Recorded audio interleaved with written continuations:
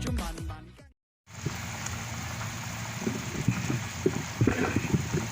guys! Welcome back sa aking YouTube channel. So ngayon magluluto tayo ng beef sinigang. So yan, pinakuluan na natin yung ating beef. So yan, almost 1 hour na itong pinakuluan. So malambot na to guys. So pero tingnan natin kung malambot na ba talaga siya. Ayan, so malambot na siya. So, yan. Hayaan muna natin siyang pakuluan ng mga 15 minutes bago natin ilagay yung mga sahog.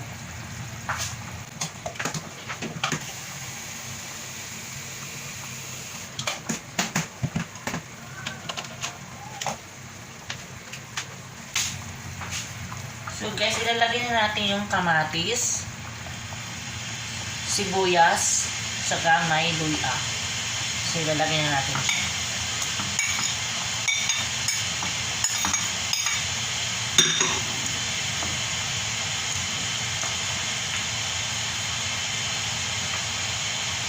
Sa sinigang guys, naglalagay po ako ng luya or ginger.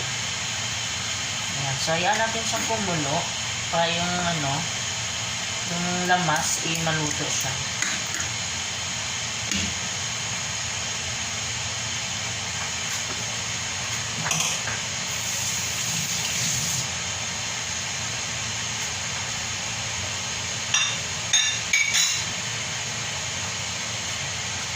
So, yung gulay natin guys, ito po.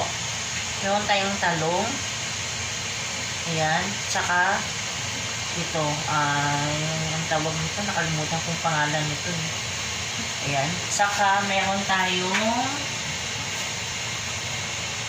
ayan.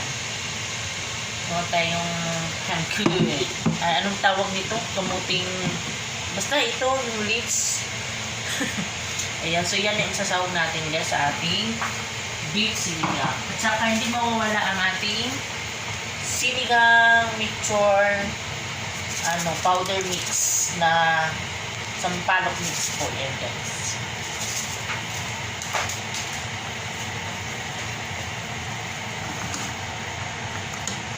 So haluin natin siya.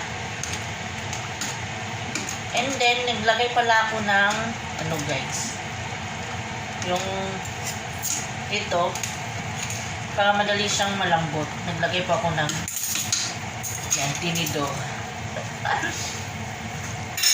Kasi sabi ng mga matatanda, kapag nagpapakulo ka daw ng ng baka, para daw mabilis lumambot. Ayan. So kanina naglagay na po ako ng paminta tsaka asin. Ngayon maglalagay ako ng pamintang.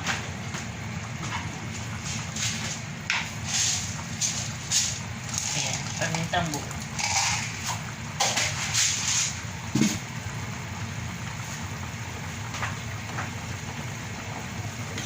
Sabihin natin siya. So magdagdag po tayo ng tubig kasi medyo nagbawas po siya ng water. Yan, maglagay tayo ng additional na hot water.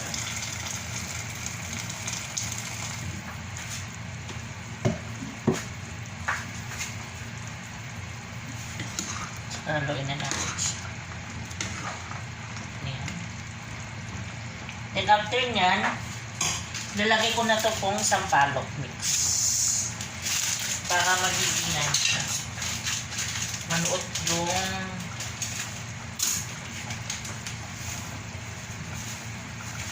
ubusin na natin yung isang pack. Para maasim na maasim talaga.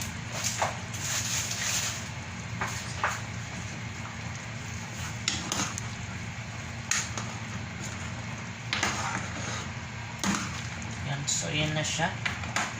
So, papukulan lang natin siya. So, yung time ko dito po, it's 7:45. So, gagawin natin siyang 8. Saka ko ilalagay yung mga gulay.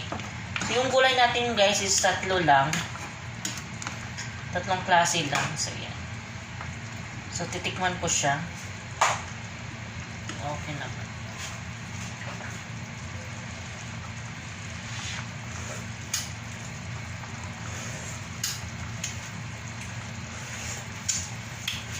Yan guys, ang sarap na.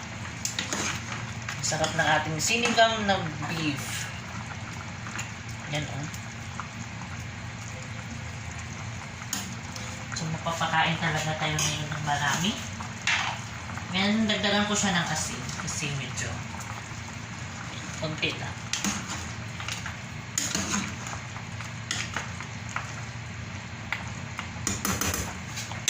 Okay na yan guys.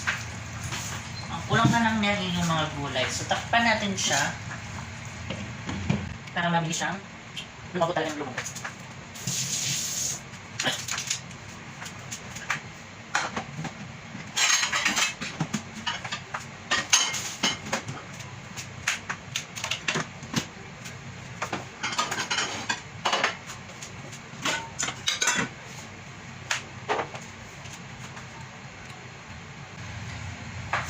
Titignan natin siya ulit.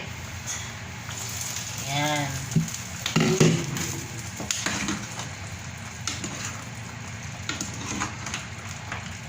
Yan, malambot na yan guys. Sobrang lambot na nito. Yan. Lambot na siya. Sobrang sarap nito guys. Sinigang na beef. Yan. So, takpan natin siya ulit.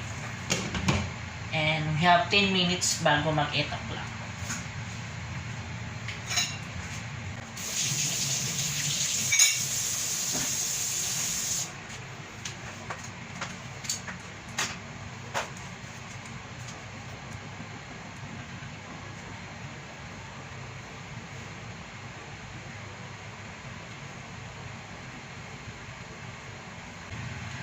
And then, buksan na natin siya ulit.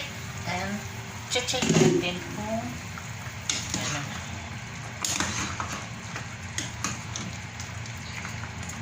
So, ilalagay ko na yung talong.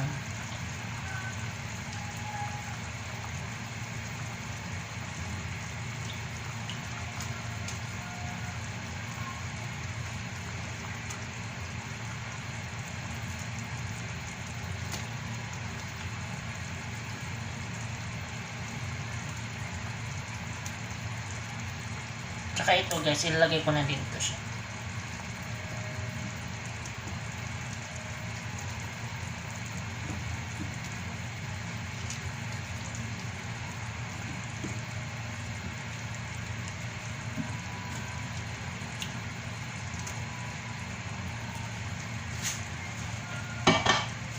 Saka haluin natin.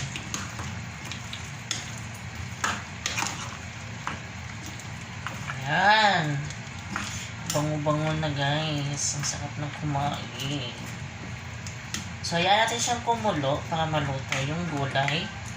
Saka huli na natin na ilalagay itong tangkong kasi madali naman itong maluto.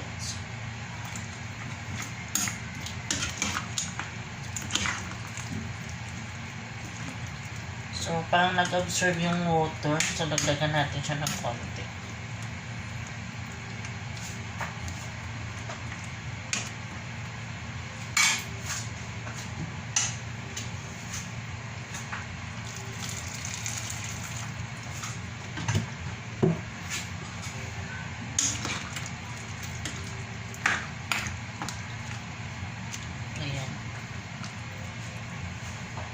And then, takpan natin siya.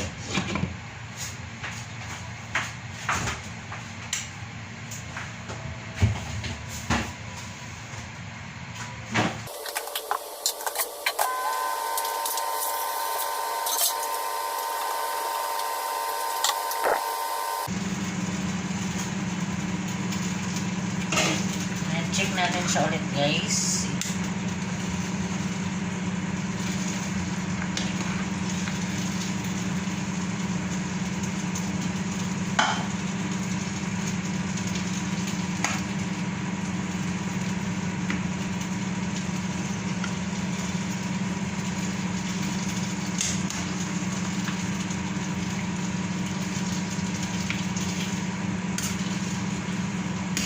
And takpan natin siya ulit.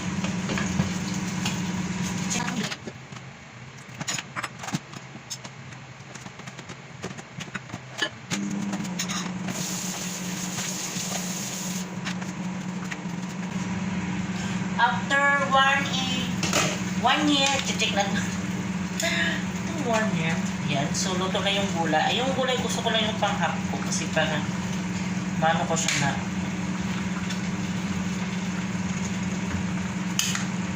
So, konti pa.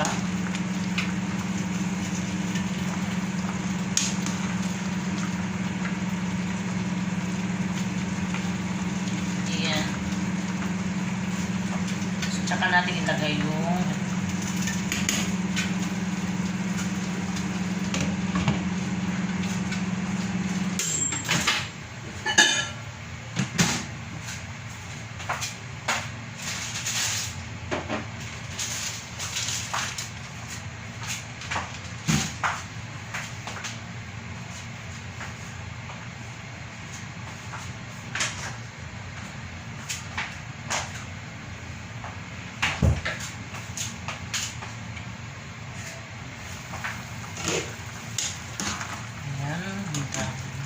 sarap-sarap.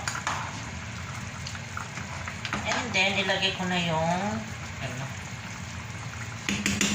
ilagay ko na itong guys. Ilagay ko na itong tangkong. Tangkong, ano ba ito? Hindi ito tangkong. Tawag nito.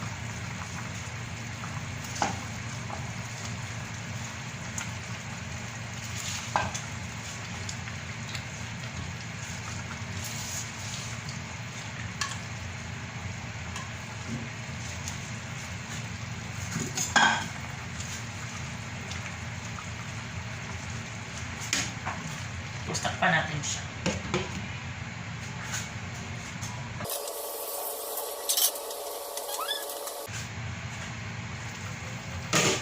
Check natin siya guys. And yan na. Luto na ang ating sinigang na beef or sinigang na baka.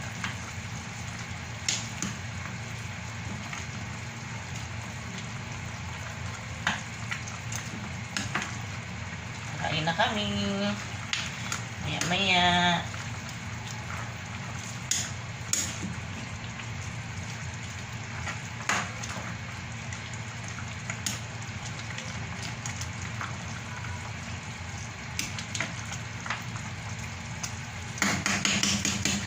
Yan na guys. So, luto na. Yan na ang aming, yan na yung aking finished product ng aking beef sinigang.